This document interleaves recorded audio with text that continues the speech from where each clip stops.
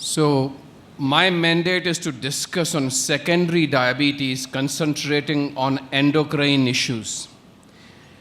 I was feeling rather smug, and then I heard Dr. Nalini Shah talk about Cushing syndrome. And I had to run and change a few slides here and there because the presentation was exceptionally good.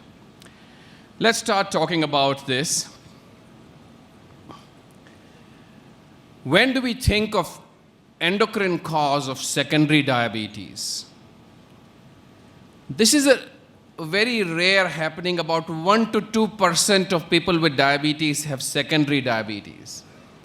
So if we start testing for everybody in the clinic for a secondary cause of diabetes, we are likely to yield false positive more than true positive. As Dr. Nalini Shah did screen 1,000 people and none of them had secondary cause. And this is a person who knows what she is doing and her team knows what they are doing.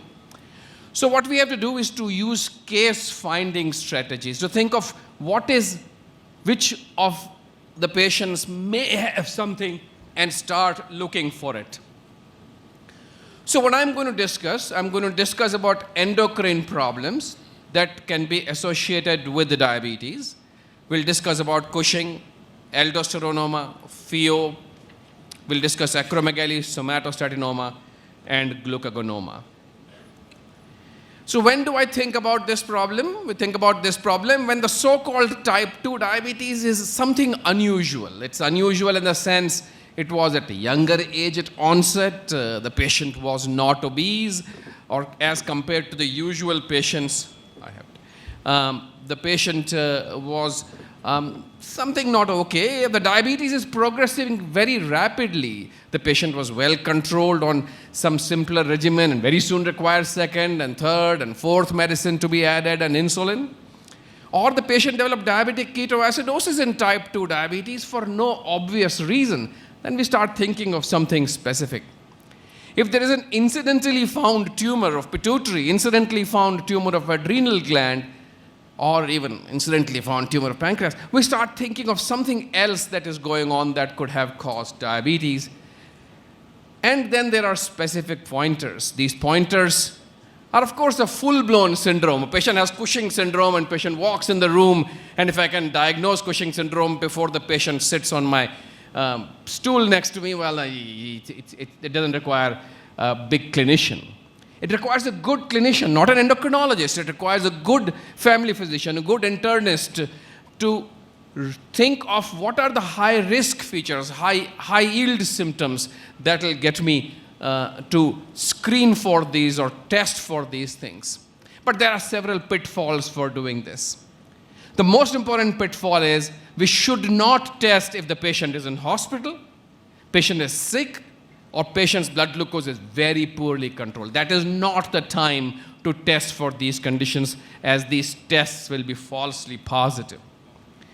We have to, of course, confirm the diagnosis, but soon after that, we can proceed with imaging, but not before the diagnosis is reached. Because I'm suspecting Cushing syndrome, I should not start with imaging an adrenal gland or pituitary, because that will, once again, lead on to more false positives than true positives. Let's go through each one of these conditions. So let's go with Cushing syndrome. I am not going to talk about the several symptoms of Cushing syndrome and signs of Cushing syndrome, etc. We should have learned this in medical school. And what I will concentrate, on the other hand, is the high-risk features of Cushing syndrome.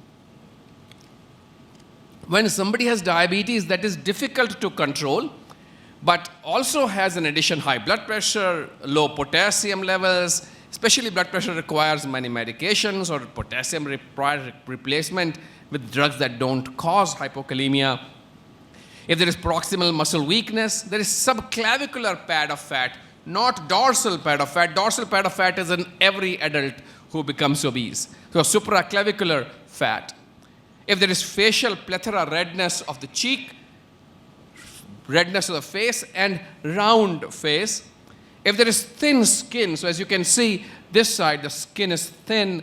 This is normal skin. Of course, skin is thin in older people, so this applies to younger people whose normal skin is not that thin. Or easy bruising, especially spontaneous bruising. Patient gets bruising for no obvious injury, especially in younger population who are not taking antiplatelet agents or anticoagulants and all. We start thinking about this.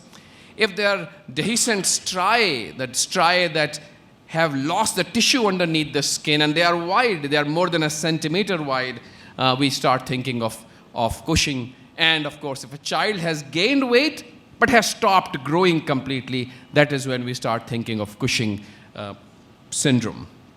What do? We check for morning cortisol and morning ACTH, and then we do one of the three tests as Dr. Nalini Shah very well discussed, 24-hour urinary cortisol and of course 24-hour creatinine in urine whenever we do 24-hour urine test for anything, or morning cortisol after receiving dexamethasone 1 milligram at 11 p.m. or taking 11 p.m. salivary cortisol. So we can do any one of these tests as the first screen. The important thing is not what the test is, the important thing is to think about it. If we did not think about it, we'll miss it. If we think about it, we may pick up more than what is true, but then at least we'll pick up some conditions. And it is remember that there are pitfalls. There can be so-called pseudo-Cushing, in which the test result is abnormal with some obesity or depression, alcohol, etc. There are several conditions like that. And there are some conditions where cortisol results are abnormal, but there is no clinical feature of Cushing syndrome. So we have to think of these problems as well. And then we have to interpret these test results. If somebody has Cushing syndrome, but cortisol is low, well, that means the patient is taking glucocorticoids by mouth. Patient is on prednisone or dexamethasone or something that is not measured as cortisol. If cortisol level is high and not suppressible, urinary cortisol is high, now we know we're talking of endogenous Cushing, unless patient is taking some steroids that are measured as cortisol.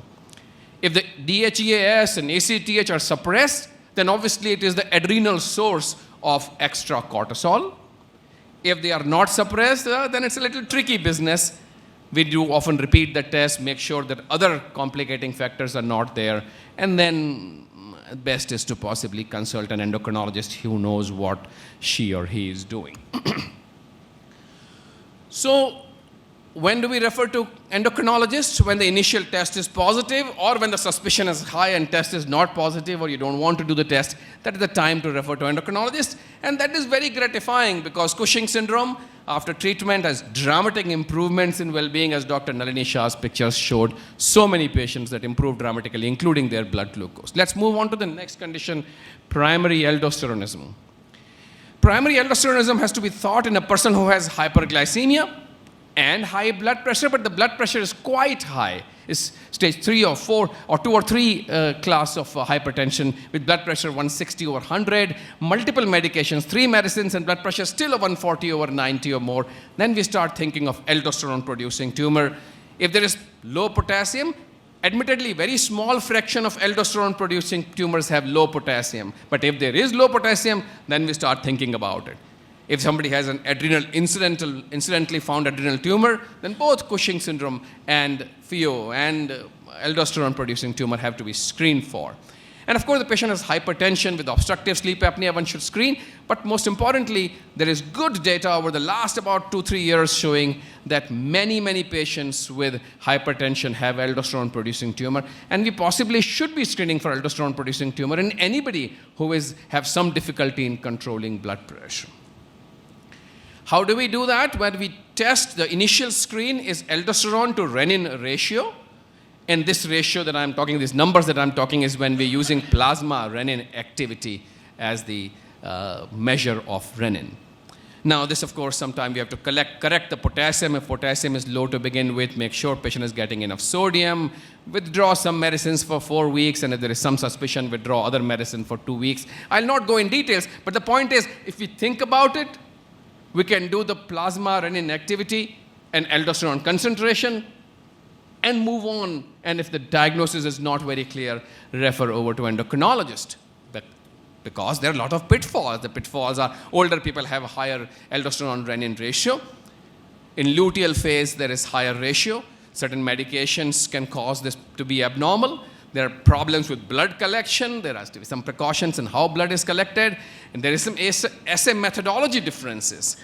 Whether you're doing plasma renin concentration or plasma renin activity, these things have to be understood. And not, of course, not everybody and not even me understands every nuance of it. But if I know what my lab is doing and what is the interpretation there, that is good enough. And it can just generally not go to any lab and any report in the hand will not be very helpful. Of course, serum potassium has to be corrected in many of these patients, and renal failure can cause elevated aldosterone-renin ratio. So how do we interpret? Well, if plasma aldosterone is really low, let's say below 5, and or the renin activity is really high, then it is not aldosterone-producing tumor. We are fine. If aldosterone level is more than 5 and aldosterone-renin ratio is more than 20, then it is possible we should possibly do more screens. And of course, if it is clearly high aldosterone levels and aldosterone-renin ratio is more than 20, then we likely are dealing with this, but this is still screen positive. We still have to do more tests. We have to interpret the tests. We have to do some confirmatory tests by feeding sodium or giving sodium and then doing urine and blood tests, etc. And if the confirmatory test is positive, we proceed with a CT scan. On the other hand, if the patient has low potassium to begin with, patient has suppressed renin to nearly 0, and has plasma aldosterone concentration that is more than 20, there is nothing confirmatory required. We can go straight to the CT scan. Now, if the CT scan is done and shows an illness, then the next question is the patient wants the surgery or not. And there is very good data over the last year that implies that surgery has much better outcomes than medical treatment of aldosterone-producing tumors. If the patient does not want to undergo surgery, well, then mineralocorticoid antagonists, spironolactone, eplerenone, etc., can be used. On the other hand, if the patient is young and patient has a tumor, less than 40, 45 years of age, and patient has an adrenal tumor, in all likelihood, that is the source of aldosterone, and patient can undergo the surgery. Patient can pretty much be straight taken to surgery. If the patient is not so young, then we want to do some detailed tests of adrenal vein sampling and showing as unilateral or bilateral, etc. But once again, this is complicated, and this needs to go to an endocrinologist who knows what she or he is doing. But if this path is low potassium, renin suppressed, elevated aldosterone, CT positive, surgery is desired, patient is young, we are done. We don't need to send the patient to endocrinologist. Otherwise, I would strongly recommend pretty much anybody with suspected aldosterone producing tumor or hyperaldosteronism, bilateral hyperaldosteronism, should be referred over to endocrinologist who knows what she or he is doing, because it is very helpful. Almost 3/4 of patients with aldosterone-producing tumor, if we take out the aldosterone-producing tumor, either the diabetes fully resolves or partially resolves. Only 1/4 of the patient, the diabetes does not improve, because so it's very gratifying in treating these patients in terms of diabetes control as well. Let's talk about pheochromocytoma and paraganglioma. Once again, I'm not going to go through the list of symptoms these patients have. They may have paroxysmal hypotension, orthostatic hypotension amongst hypertension, and persistent hypertension. When do I think about that? In a patient with diabetes, is when it's difficult to control diabetes, or the patient had diabetic ketoacidosis without any obvious reason, and patient has some paroxysmal symptoms, or some paroxysmal symptoms that were precipitated by certain medications. And these medications I've just listed, but there are a huge number of medications that can precipitate the hormone production, hormone release from these pheochromocytoma. In addition, if the patient has adrenal incidentally produced tumor, then I look for it. If there is family history or genetic risk of developing pheochromocytoma, or the patient already had a pheochromocytoma or paraganglioma in the past, and then these patients are at high risk and should be screened in population with diabetes. The initial test is either plasma metanephrines or 24-hour urinary fractionated metanephrines and catecholamines. And whenever we do 24-hour urine, we always check creatinine to ensure adequacy of collection. Now, this is complicated. There are some methodology issues. There are some cautions to be taken, especially with blood draw, etc. I'll not go too much in detail, but the point here is that one has to think about it and at least do some baseline screening. The interpretation of results also is tricky. Usually with pheochromocytoma, the catecholamine levels are 3-fold upper limit of normal or more. They are not slightly high. if 350 is the upper limit, it's not going to be 400 that is pheochromocytoma. It usually will be 1,000 or 1,200 or 1,500. So it's very, very high concentration, especially if there are no other complicating factors associated. There are many medicines that can interfere with the catecholamine secretion, catecholamine production, etc. Some of them when we do electrochemical method of detecting catecholamine, some of them when we do mass spec method. But we need to know this. We need to know this. So it gets a little complicated, but my point is if we think of pheochromocytoma, do initial screening and the diagnosis have been reached, not before the diagnosis has been reached. CT is usually preferable to MRI, and there are other methods of imaging depending on type of disease and the metastatic conditions. Endocrinology consultation is absolutely important because the patient has to be prepared for surgery by alpha blockade, beta blockade, methyl tyrosine, etc. And then patient has to be followed through during the surgery and thereafter, because patient can have hypoglycemia, patient can have hypotension, can have hypertension at the time of surgery. So endocrinology involvement is very, very important in conditions like this. And it is helpful. It's helpful because people with pheochromocytoma, about 50% have dysglycemia, high glucose before the surgery, and after the surgery, overall, only 10% are left with that. Whether this is all the tumors or those who are incidentally diagnosed from 50% to 10%, or those who are symptomatic pheochromocytoma from about 50% to 10%. So there's a dramatic improvement in glucose concentration if pheochromocytoma is diagnosed and treated in pretty much any class of pheochromocytoma. These patients require lifelong follow-up. Let's briefly talk about acromegaly. Acromegaly, I'll not discuss about the clinical features too much in detail, but let's talk about when we think of this. We, of course, think of acromegaly when there are typical clinical features of thick lips and big nose and fold of skin, the prominent supraorbital margins, prognathism, thick hands, the acromegaly, the standard, the skin tags, when the lower jaw is in front of the upper jaw called prognathism, or the teeth have a lot of spacing between. So that's when we think of acromegaly. Or incidentally diagnosed pituitary tumor. Patient had a CT scan because of headache and then found to have pituitary tumor. Then we should, especially the patient has hyperglycemia or patient has had ketoacidosis, then we start screening for acromegaly. And if there is more than one thing present, if the patient has sleep apnea with very bad osteoarthritis, patient has carpal tunnel syndrome and hyperhidrosis or hypertension, if 2 or 3 of these are present, in addition to hyperglycemia, then I start thinking of acromegaly, even if the clinical features of acromegaly are not present. The screening is simple, IGF-1 and growth hormone with oral glucose tolerance test.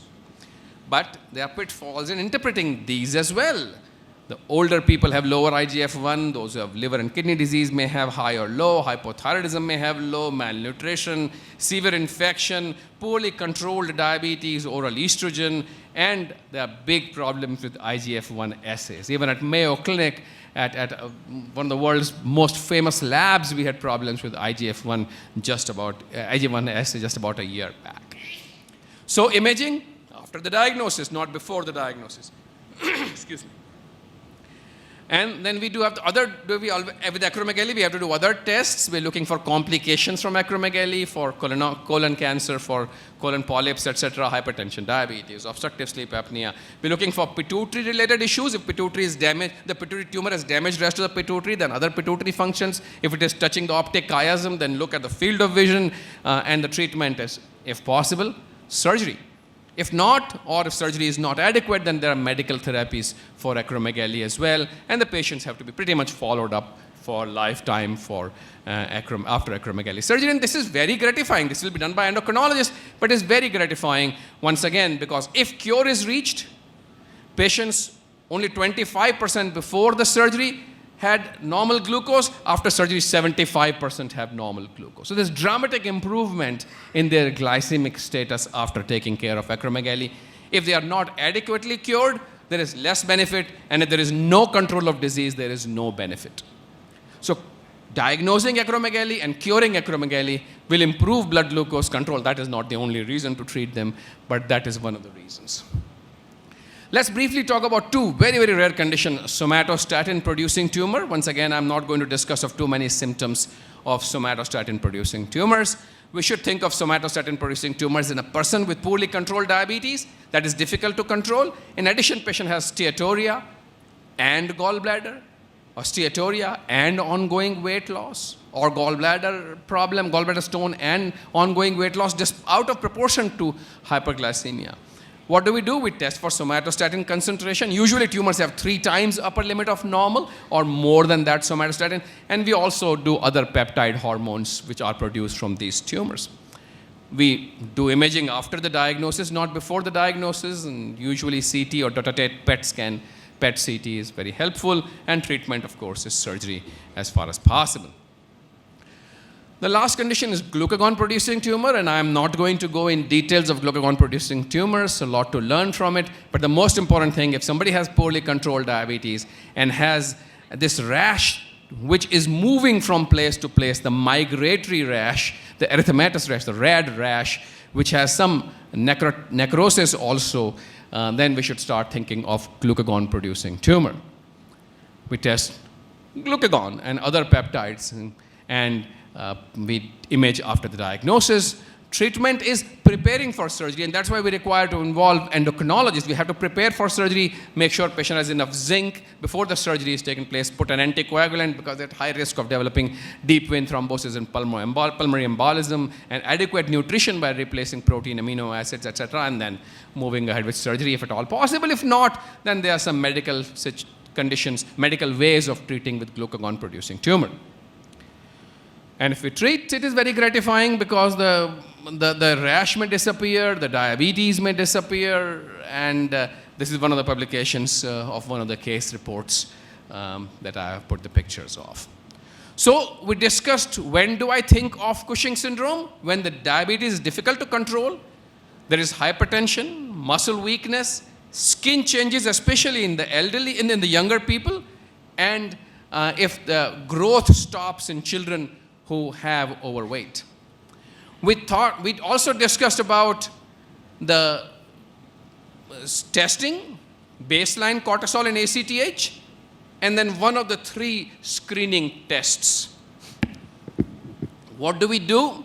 Well, we refer these patients if the test is positive or if my suspicion is high. When do I think of primary aldosterone-producing tumor? When there is high blood glucose, difficult to control, and there is hypertension, plus the hypertension is bad enough, difficult to treat, hypokalemia, and of course there is adrenal incidentuloma. We talk of initial testing for this: plasma, renin activity, aldosterone concentration. The ratio of this is the first test for this. And it is very helpful because we can refer these patients, except if the patient has hypokalemia, very high aldosterone, completely suppressed renin, and there is a tumor in a young patient, we should go ahead and proceed with the surgery. We discussed also about when do I think of pheochromocytoma and paraganglioma, when there is hyperglycemia, especially ketoacidosis without any obvious cause, and there are paroxysmal symptoms, or there is high risk features or adrenal incidentally found tumor. We do either plasma or 24-hour urinary catecholamines, and of course do creatinine when we do 24-hour urine test anytime. We discussed that we need endocrinology consultation because patient has to prepare for surgery and monitor during the surgery and followed up after the surgery pretty much for the lifetime. We discussed also that in acromegaly, we think of acromegaly when the patient has had spontaneous DKA or very difficult to control diabetes and has some telltale features or has multiple of the complications like sleep apnea and carpal tunnel syndrome, hypertension, and hyperhidrosis, etc. When I start thinking about acromegaly. Initial test is IGF-1 and growth hormone after glucose tolerance test. We also discussed that we essentially have to image after the diagnosis has been reached, like everywhere else, and then proceed with other complications that are often associated with acromegaly, and then proceed with final treatment that preferably is a surgery, otherwise there are medical treatments, and endocrinologists are very helpful in working this out. We discussed about somatostatinoma in a person with difficult to control diabetes. but also has steatorrhea and unexplained weight loss, or steatorrhea and cholelithiasis, or cholelithiasis and unexplained weight loss, two of the three conditions that we discussed. In addition, we discussed about glucagonoma, when there is a migratory rash, which is a red rash, but there is some necrosis in the rash, but it moves from place to place. And if we find these conditions, we can treat these. We treat this. Oh, sorry, before I say that, do not test a patient in hospital. Everybody will have blood levels and urine levels of catecholamines in pheochromocytoma range. Everybody will have growth hormone, IGF-1 in that range. So there is no point doing any test in patient who is in hospital, but after the acute condition has been taken care of. Because this treatment is very gratifying, the Cushing syndrome can be cured, the diabetes will get controlled, in aldosterone-producing tumor, almost 3/4 of them, the diabetes can improve or get cured. About 3/4 of diabetes in pheochromocytoma can be taken care of by this. In acromegaly, if the cure is reached, diabetes is removed in about 50% of patients, and we thought about somatostatinoma and glucagonoma treatment can improve not only their clinical condition but also help improve diabetes. Thank you so very much for patient listening.